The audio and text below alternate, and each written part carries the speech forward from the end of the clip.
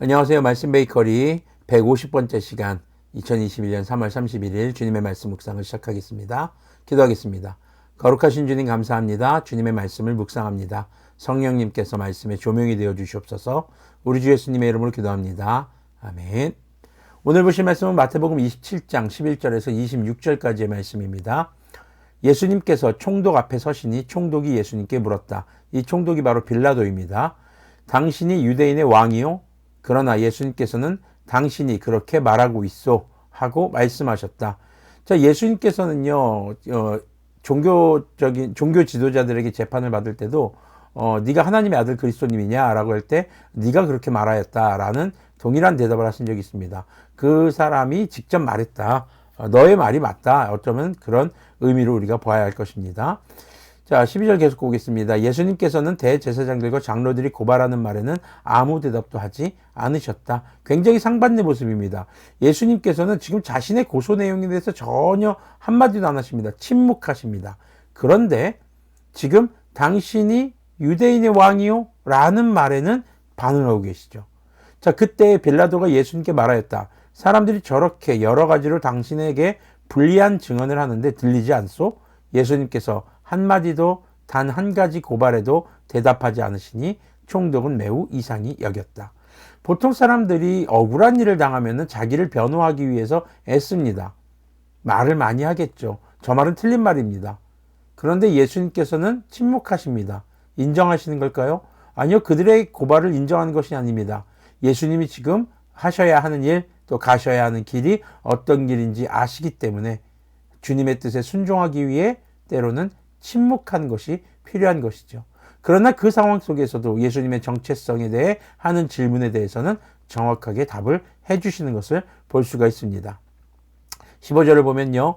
명절 때마다 총독이 무리가 원하는 죄수 하나를 놓아주는 관례가 있었다. 그러니까 6월절 특사죠. 그런데 그때에 예수 바라바라고 하는 소문난 죄수가 있었다. 우리가 보는 개역개정에는 그냥 바라바라고만 나오지만 고대 사본에는 이름이 예수라는 말이 붙어 있습니다. 그러니까 이게 지금 우리가 이렇게 믿는 예수님과 당시 범죄자 중에 하나였던 바라바라고 하는 사람의 이름도 역시 예수라는 것을 우리가 알 수 있습니다. 그러니까 동명이인이었던 거죠. 자, 그래서 그 부분을 이제 마태는 구분짓기 위해서 예수님을 그리스도님을 호칭해서 붙입니다. 계속 보겠습니다. 무리가 모였을 때 빌라도가 그들에게 말하였다. 여러분은 내가 누구를 놓아주기를 바라오? 바라바 예수요? 그리스도님이라고 하는 예수님이요? 빌라도는 그들이 시기하여 예수님을 넘겨주었음을 알았던 것이다. 자, 빌라도는 지금 예수님에게서 죄를 찾을 수가 없습니다. 지금 예수님께서 이렇게 지금 재판에 회부된 것이 자기 앞에 온 것이 바로 그들이 시기하기 때문이라는 것입니다. 아니, 그럼 백성들은 도대체 무엇을 시기하는 걸까요? 자, 이런 궁금증이 좀 생기기도 합니다. 자, 19절 계속 보면요. 빌라도가 재판석에 앉아있을 때에 그의 아내가 사람을 보내어 말을 전하였다. 당신은 그 옳은 사람에게 아무 관여도 하지 마세요. 지난밤 꿈에 내가 그 사람 때문에 몹시 괴로웠어요. 자, 빌라도의 아내가 꿈을 꾸었는데 지금 예수님에 관련된 꿈이었던 것 같습니다. 근데 지금 말하는 것이 힘들었습니다. 괴로웠습니다. 누구 때문에? 예수님 때문에요. 근데 그냥 예수님 때문에 그런 것이 아니라 앞에서 그 옳은 사람에게, 의로운 사람에게, 한마디로 꿈에서 자기가 괴로웠던 이유가 그 의로운 사람을 이렇게 사람들이 시기해서 고발하고 이렇게 사형을 요구하는 이런 일 때문이었던 것으로 보여집니다.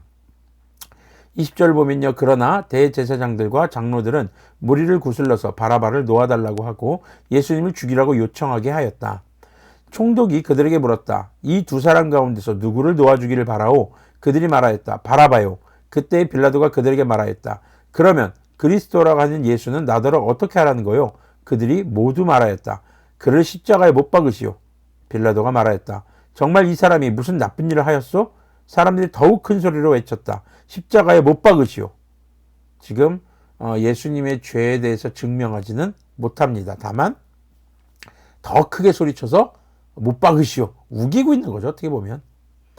빌라도는 자기로서는 어찌할 도리가 없다는 것과 또 밀란이 일어나려는 것을 보고 물을 가져다가 무리 앞에서 손을 씻고 말하였다. 나는 이 사람의 피에 대하여 책임이 없으니 여러분이 알아서 하시오. 저게 굉장히 좀 무책임한 말이거든요. 당시 유대 지역을, 이 이스라엘 지역을 총괄해서 다스리던 사람이 바로 이 빌라도였습니다. 그런데 이 사람들이 너무 거세게 항의하니까 밀란이 일어날까봐 두렵습니다. 밀란이 일어나게 되면 이제 자기 자리도 위태롭게 되는 거거든요.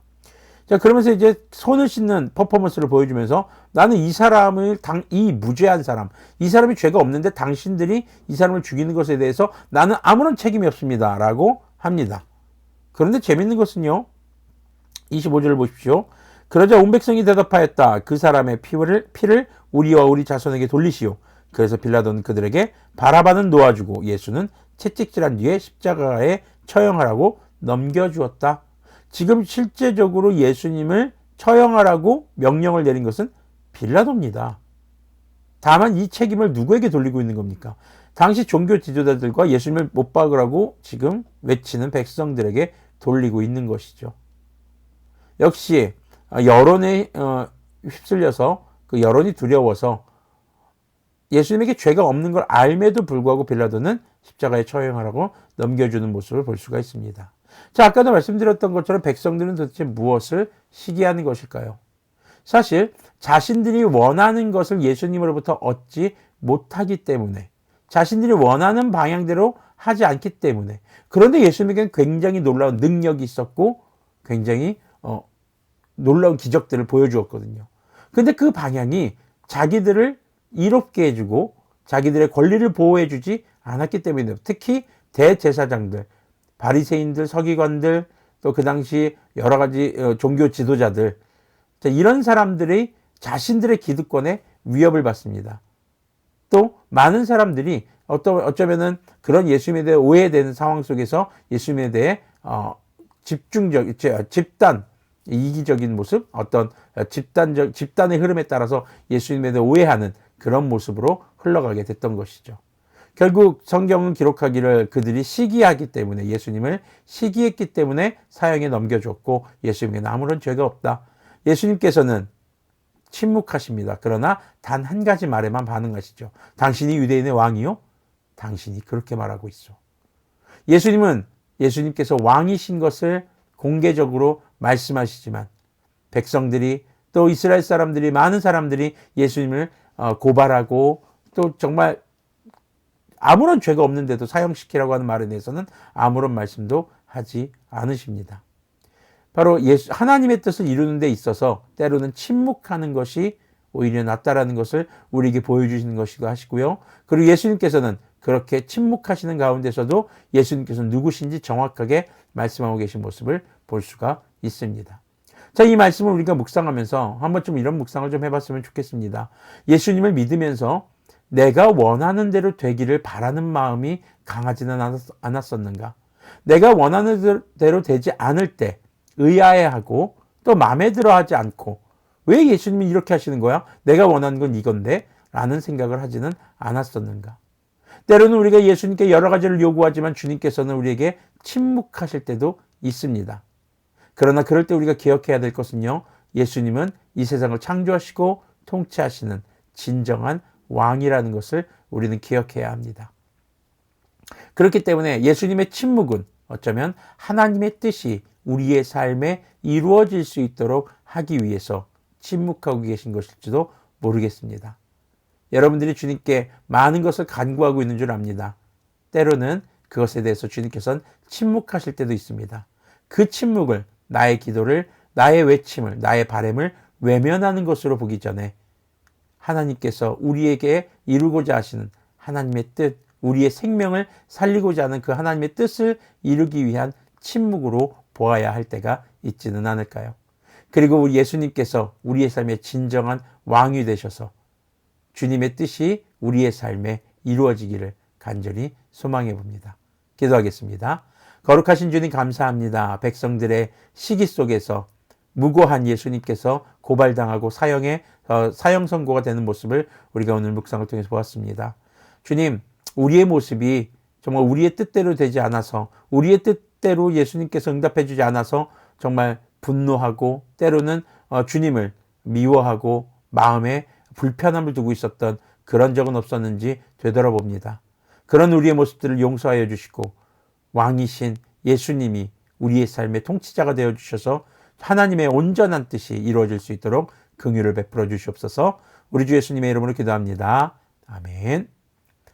네, 오늘도 주님의 뜻이 우리의 삶에 이루어지기를 소망합니다.